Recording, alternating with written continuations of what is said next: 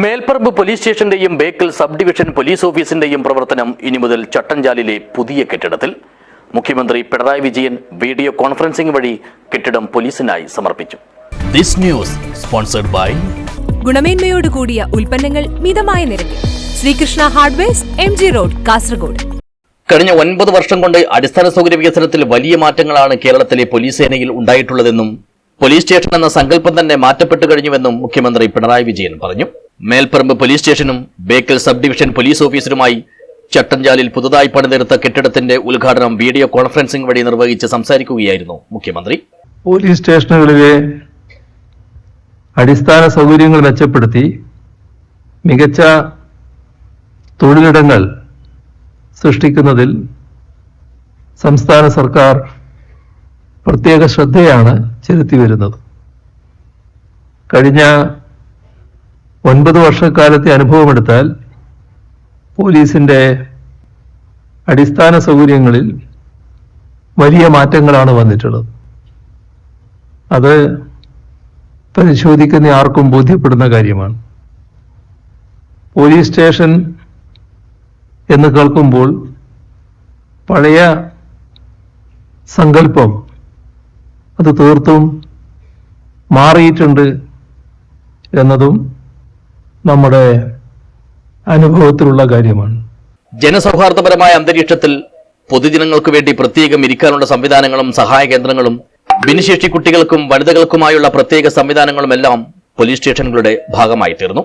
ഉയർന്ന വിദ്യാഭ്യാസ യോഗ്യതയുള്ളവരും ഊർജ്ജസ്വലരുമായ യുവാക്കൾ സേനയുടെ ഭാഗമായതോടെ പൊതുവിലുള്ള കാര്യക്ഷമത വലിയ രീതിയിൽ വർദ്ധിച്ചുവെന്നും ഇവരുടെ സാങ്കേതിക വിദ്യയിലുള്ള കഴിവ് പുതുതലമുറയിൽ പെരുകുമായിരുന്ന തട്ടിപ്പുകൾ തടയുന്നതിന് സഹായകരമായി തീർന്നുവെന്നും മുഖ്യമന്ത്രി പറഞ്ഞു. പോലീസ് സേനയുടെ മൊത്തമായ നില നോക്കിയാൽ പോലീസ് സേനയിലേക്ക് അടുത്ത കാലത്തായി ഉയർന്ന വിദ്യാഭ്യാസ യോഗ്യതയുള്ള ഊർജ്ജസ്വലരായ യുവജനങ്ങളാണ് കടന്നു വരുന്നത്. ഇപ്പോഴത്തെ